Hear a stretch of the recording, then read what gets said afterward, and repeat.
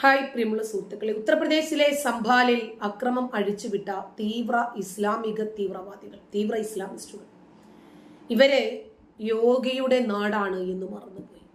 അവർക്കെതിരെ കർശന നടപടി സ്വീകരിക്കാൻ ഉത്തരവിട്ടിരിക്കുകയാണ് മുഖ്യമന്ത്രി യോഗി ആദിത്യനാഥ്. അവരുടെ ജാതിയോ മതമോ ഒന്നും നോക്കണ്ട. നാടിന്റെ സമാധാനം തകർക്കാൻ ശ്രമിച്ച ആരായിരുന്നാലും ശരി, ശക്തമായിട്ടുള്ള നിയമ നടപടികൾ സ്വീകരിക്കാനാണ് ഇപ്പോൾ യോഗിയുടെ ഉത്തരവ്.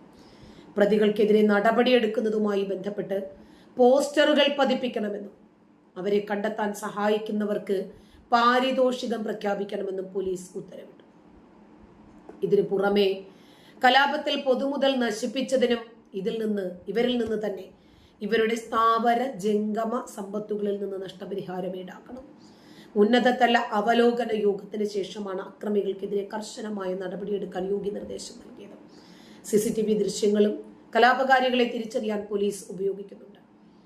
100-ലധികം കലാപകാരികളെ ഇതുവരെ തിരിച്ചറിഞ്ഞു. കലാപത്തിൽ 400 പേർക്കെതിരെ കേസെടുത്തു.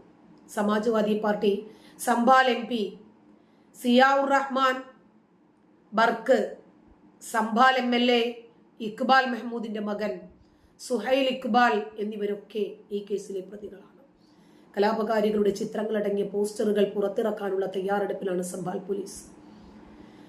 ഭരണകൂടവും അതെ, കലാപകാരികളെ ഉടൻ തന്നെ പിടികൂടാൻ ഈ നടപടി സഹായിക്കുമെന്നാണ് മൊറാദാബാദ് ഡിവിഷൻ കമ്മീഷൻ ആഞ്ജനേയ കുമാർ സിംഗ് പറഞ്ഞത്. നിരപരാധികൾക്കെതിരെ നടപടിയെടുക്കില്ലെന്നും എന്നാൽ കലാപത്തിൽ ഉൾപ്പെട്ടവർക്കെതിരെ കർശനമായ നിയമ നടപടി സ്വീകരിക്കുമെന്നും പോലീസ് വ്യക്തമാക്കി. സൈബർ സെല്ലിന്റെ സഹായത്തോടു കൂടിയാണ് അക്രമികളെ തിരിച്ചറിഞ്ഞത്. ഭാവിയിൽ ഇത്തരം സംഭവങ്ങൾ ഉണ്ടാകാതിരിക്കാൻ ആവശ്യമായിട്ടുള്ള എല്ലാ നടപടികളും സ്വീകരിക്കുമെന്നും സർക്കാർ വ്യക്തമാക്കിയിട്ടുണ്ട്. ഇസ്കോൺ വക്താവായ ചിന്മയ് കൃഷ്ണദാസിനെ രാജ്യദ്രോഹ കുറ്റം ചുമത്തി അറസ്റ്റ് ചെയ്തതോടെ തുടങ്ങിയ പ്രക്ഷോഭത്തിൽ ബംഗ്ലാദേശ് വീണ്ടും അശാന്തമാണ്. ഓരോ രാജ്യത്തിന്റെ ഓരോ ഭാഗങ്ങളിലും ഇതൊക്കെ സംഭവിച്ചുകൊണ്ടിരിക്കുക. ഒരു ഭാഗത്ത് ക്ഷേത്രം തകർത്തുകൊണ്ടിരിക്കുന്നു, വേറൊരു ഭാഗത്ത് മുസ്ലിങ്ങളും ഹിന്ദുക്കളും തമ്മിലുള്ള പ്രശ്നങ്ങൾ രൂക്ഷമായി കൊണ്ടിരിക്കുന്നു. ഇവിടെ സംഭാലിൽ എന്താ സംഭവിച്ചത്? ഒരു മസ്ജിദ് അത് ക്ഷേത്രമാണ് എന്ന് അവകാശവാദം ഉന്നയിച്ചപ്പോൾ കോടതിയുടെ ഉത്തരവിനെ തുടർന്ന് അത് ക്ഷേത്രമാണോ മസ്ജിദാണോ എന്ന് അറിയണമായിരുന്നു. ഇതേ സംഭവിച്ചിട്ടുള്ളൂ. ഇതേ തുടർന്നാണ് അവിടെയുള്ള പ്രദേശവാസികളെല്ലാം കൂടി നിന്ന് ഉദ്യോഗസ്ഥരെ കല്ലെറിയുകയും ആക്രമിക്കുകയും ചെയ്തു. പോലീസിനെ പ്രക്ഷോഭകാരികൾക്കെതിരെ നിറയൊഴിക്കേണ്ടി വന്നു. അപ്പൊ ബംഗ്ലാദേശ് ഭരിക്കുന്നത് ഒരുപക്ഷെ യോഗിയെ പോലെ ഒരു ഭരണാധികാരിയായിരുന്നെങ്കിൽ ഒരിക്കലും മുഹമ്മദ് യൂനസിന് ഇങ്ങനെ നിസ്സഹായനായി നോക്കി നിൽക്കേണ്ടി വരില്ലായിരുന്നു. എല്ലായിടത്തും ഇതുപോലെയൊക്കെയുള്ള അക്രമങ്ങൾ സംഭവിച്ചുകൊണ്ടിരിക്കുക. ഒരു പള്ളി സർവേയെ ചൊല്ലി ഉണ്ടായ സംഘർഷം. ഉത്തർപ്രദേശിലെ സംഭാൽ സന്ദർശിക്കുന്നതിനെത്തിയ മുസ്ലിം ലീഗിന്റെ MP-മാരെ UP പോലീസ് തടഞ്ഞു വെച്ചു. ഗാസിയാബാദിൽ വെച്ചിട്ടാണ് പോലീസ് തടയുന്നത്. ET Muhammad Basheer, Abdul Samad Samadani, PV Abdul Wahab, K Navas, Kani, advocate Haris Beeran എന്നിവരടങ്ങിയ 5-അംഗ സംഘമാണ് സംഭാലിലേക്ക് തിരിച്ചത്. ഗാസിയാബാദിൽ തടഞ്ഞ പോലീസ് സംഭാലിലേക്ക് പോകാൻ അനുവദിക്കില്ല എന്ന് MP-മാരെ അറിയിച്ചു. പുറത്തുനിന്നുള്ളവർ മുൻകൂർ അനുമതിയില്ലാതെ ശനിയാഴ്ച വരെ സംഭാലിലേക്ക് പോകുന്നതിൽ വിലക്കുകൾ ഏർപ്പെടുത്തി. സംഭാലിൽ നിന്ന് 135 കിലോമീറ്റർ അകലെ വെച്ചിട്ടാണ് MP-മാരെ തടയുന്നത്. മൊറാദാബാദിലെ ലീഗ് പ്രവർത്തകരുമായി സംസാരിച്ച് അവർക്കൊപ്പം സംഭാലിലേക്ക് പോകാനായിരുന്നു MP-മാരുടെ തീരുമാനം.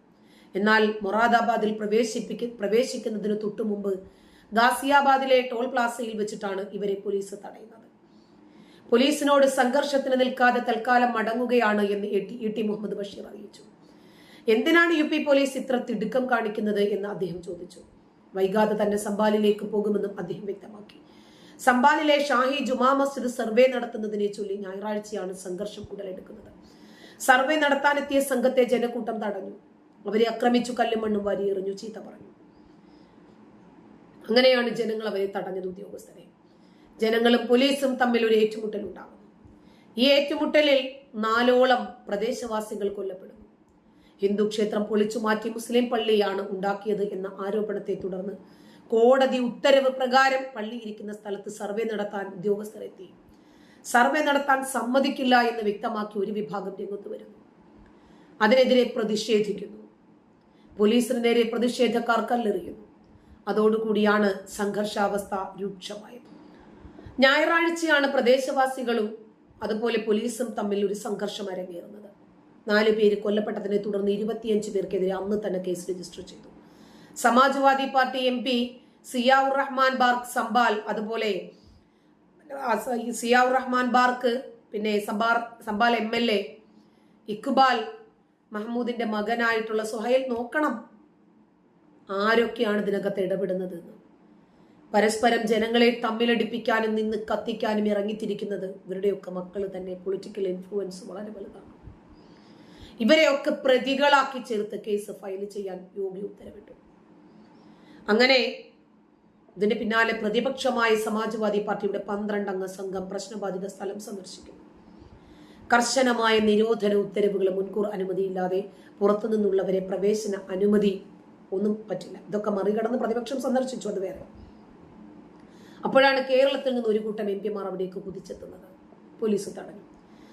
സിയാഉർ റഹ്മാൻ ബാർക്കിന്റെ പ്രസ്താവനയാണ് ഞായറാഴ്ച സ്ഥിതിഗതികൾ വഷളാക്കിയതെന്നും സംഘർഷത്തിലേക്ക് നയിച്ചതെന്നും സംബാൽ പോലീസ് ആരോപിക്കുന്നു. ജുമാ മസ്ജിദ് കി ഹിഫാസത്ത്, അതായത് ജുമാ മസ്ജിദിന്റെ സംരക്ഷണം എന്ന ബാർക്കിന്റെ പരാമർശം ജനക്കൂട്ടത്തെ പ്രകോപനപരമായി സർവേക്കെതിരെ അണിനിരത്തി എന്ന് പോലീസ് സൂപ്രണ്ട് കൃഷൻ കുമാർ പറഞ്ഞു. ബാർക്ക് MLAയുടെ മകൻ ഇക്ബാൽ എന്നിവരെ കൂടാതെ കണ്ടാലറിയാത്ത 2750 പേർക്കെതിരെയും പോലീസ് പ്രതിപട്ടികയിൽ ഉൾപ്പെടുത്തി കേസ് രജിസ്റ്റർ ചെയ്തു.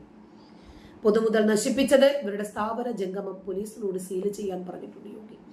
തങ്ങളുടെ നേതാക്കൾക്കു നേരെയുള്ള ആരോപണം സമാജ്വാദി പാർട്ടി തള്ളിക്കളയുന്നു എന്നും പ്രശ്നബാധിത പ്രദേശം സന്ദർശിക്കാൻ തീരുമാനിച്ചത് പാർട്ടി തീരുമാനമായിരിക്കാണെന്നും സമാജ്വാദി പാർട്ടി ഔദ്യോഗിക വൃത്തങ്ങൾ പ്രതികരിച്ചു. എന്നാൽ സംബാൽ സംഭവത്തിൽ ജുഡീഷ്യൽ അന്വേഷണം പ്രഖ്യാപിക്കുകയും deputy collector Deepak Kumar Chaudhary case അന്വേഷണത്തിന്റെ ചുമതല ഏറ്റെടുക്കുകയും ചെയ്തിട്ടുണ്ട്. സംഭവത്തിന് പിന്നാലെ കാരണങ്ങൾ, അക്രമം അഴിച്ചുവിട്ടത് ആര്, പ്രശ്നം രൂക്ഷമാകാനുള്ള കാരണങ്ങൾ എന്താണ്, കൊലപാതകങ്ങൾ നടന്ന വിധം തുടങ്ങിയവയെക്കുറിച്ച് വിശദമായി അന്വേഷണം നടത്തുമെന്ന് ഔദ്യോഗിക വൃത്തങ്ങൾ അറിയിച്ചിട്ടുണ്ട്. സംബാൽ കലാപത്തിൽ സംഭവിച്ച നാശനഷ്ടങ്ങൾ വിലയിരുത്തുമെന്ന് ജില്ലാ ഭരണകൂടം പ്രതികരിച്ചു. പൊതുമുതലുകൾക്കും സ്വകാര്യ വ്യക്തികൾക്ക് സംഭവിച്ച നാശനഷ്ടങ്ങളും വിലയിരുത്തി നഷ്ടപരിഹാരം കലാപം സൃഷ്ടിച്ചവരിൽ നിന്ന് ഈടാക്കുമെന്ന് ജില്ലാ ഭരണകൂടം അറിയിച്ചു. മുഗൾ രാജാക്കന്മാരുടെ കാലത്ത് സ്ഥാപിക്കപ്പെട്ട മസ്ജിദിനെ ചൊല്ലിയുള്ള അവകാശവാദ തർക്കമാണ് സംഘർഷത്തിലേക്ക് നയിച്ചത്. പള്ളി സ്ഥിതി ചെയ്യുന്നത് ഹിന്ദു ക്ഷേത്രത്തിന് മുകളിലാണ് എന്ന വാദം പരിശോധിക്കുന്നതിന് വേണ്ടി കോടതി നിർദ്ദേശിച്ച സർവേ ഞായറാഴ്ച പോലീസിന്റെ അകമ്പടിയോടെ ഉദ്യോഗസ്ഥർ നടത്തുന്നതിനിടയിലാണ് സംഘർഷം ആരംഭിച്ചത്. പ്രതിഷേധക്കാർ കല്ലുകളുമായി എത്തി സർവേക്ക് നേരെ എറിഞ്ഞു. ഉദ്യോഗസ്ഥരുടെ വാഹനങ്ങൾക്ക് തീയിട്ടു. ലാത്തിയും കണ്ണീർ വാതകവും ഉപയോഗിച്ചിട്ടാണ് പോലീസ് പ്രതിഷേധക്കാരെ നേരിട്ടത്. സംഘർഷത്തിൽ 20ഓളം പോലീസുകാർക്കാണ് പരിക്കേറ്റത്. തലയ്ക്ക് പരിക്കേറ്റ ഒരു പോലീസ് ഉദ്യോഗസ്ഥന്റെ നില ഇപ്പോഴും ഗുരുതരമാണ്. സാമൂഹിക പ്രവർത്തനം നടത്തുന്ന സംഘടനകളോ ജനപ്രതിനിധികളോ സംഘർഷബാധിത പ്രദേശത്തേക്ക് പ്രവേശിക്കുന്നത് പോലീസ് കർശനമായി വിലക്കിയിട്ടുണ്ട്. പ്രതികൾക്കെതിരെ ദേശരക്ഷാ നിയമം ചുമത്തി കേസെടുക്കുമെന്ന് പോലീസ് അറിയിച്ചു. കോടതി നിർദ്ദേശപ്രകാരമാണ് ഉദ്യോഗസ്ഥർ വന്നതെന്നും അത് തടസ്സപ്പെടുത്താനെത്തിയവർ കർശന നടപടി സ്വീകരിക്കുമെന്നും ഉത്തർപ്രദേശ് ഉപമുഖ്യമന്ത്രി കേശവ പ്രസാദ് മൗര്യയും പ്രതികരിച്ചു. സംബാൽ ജുമാ മസ്ജിദിനകത്ത് ഹരിഹർ ക്ഷേത്രം സ്ഥിതി ചെയ്യുന്നു എന്നും ക്ഷേത്ര സ്ഥലം വിട്ടുകിട്ടാനുള്ള നടപടികൾ കൈക്കൊള്ളണമെന്നും കാണിച്ചുകൊണ്ട് പ്രാദേശിക കോടതിയിൽ കഴിഞ്ഞ ചൊവ്വാഴ്ചയാണ് advocate Vishnu Shankar Jain case file ചെയ്തത്. മുഗൾ ചക്രവർത്തി ബാബർ 1529 ക്ഷേത്രം കയ്യേറി പള്ളി പണിതു എന്നായിരുന്നു അഭിഭാഷകന്റെ വാദം. കേസ് പരിഗണിച്ച കോടതി സ്ഥലം സർവേ നടത്താൻ നിർദ്ദേശിക്കുകയായിരുന്നു. സംഘർഷം നടന്നുകൊണ്ടിരിക്കുമ്പോഴും അധികൃതർ സർവേ ഫലം പൂർത്തിയാക്കി പുറത്തുവന്നു. നവംബർ 29 ഫലം കോടതി പരിശോധിക്കുമെന്നാണ് റിപ്പോർട്ട്. നന്ദി.